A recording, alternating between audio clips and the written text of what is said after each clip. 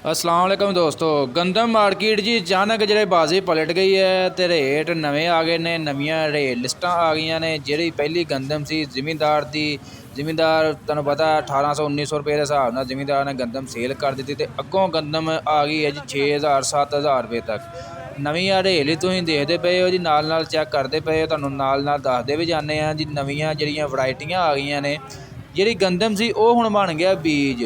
ਤੇ ਜਿਹੜੇ ਕੋ ਸੁਸਰੀ ਤੋਂ ਪਾਕ ਗੰਦਮ ਹੈ ਉਹ ਵੀ ਇਸ ਆਫਰ ਤੋਂ ਫਾਇਦਾ ਚੁੱਕ ਸਕਦਾ। ਬੀਜ ਦੀ ਸ਼ਕਲ ਦੇ ਵਿੱਚ ਗੰਦਮ ਸੇਲ ਕਰ ਸਕਦਾ ਹੈ। ਜ਼ਰੂਰੀ ਨਹੀਂ ਵੀ ਹਕੂਮਤਾਂ ਨੇ ਸੇਲ ਕਰਨੇ, ਤੁਸੀਂ ਵੀ ਜ਼ਿਮੀਂਦਾਰ ਅਗਰ ਕੋਈ ਗੰਦਮ ਹੈ ਬਸ ਸਾਫ਼ ਸੁਥਰੀ ਹੈ, ਵੈਰਾਈਟੀ ਬਿਲਕੁਲ VIP ਹੈ, ਸੁਸਰੀ ਤੋਂ ਪਾ ਕੇ, ਕਿਉਂਕਿ ਉਹਨੇ ਮਿਹਨਤ ਕੀਤੀ, ਉਹਦਾ ਹੱਕ ਬਣਦਾ ਉਹ, ਤੇ ਉਹ ਸੇਲ ਕਰ ਸਕਦਾ ਇਸ ਰੇਟ ਦੇ ਮੁਤਾਬਕ। ਇਹ ਰੇਟ ਤੇ ਤੁਹਾਡੇ ਨਾਲ ਮੈਂ ਸ਼ੇਅਰ ਕਰ ਦਿੰਦਾ ਜੀ।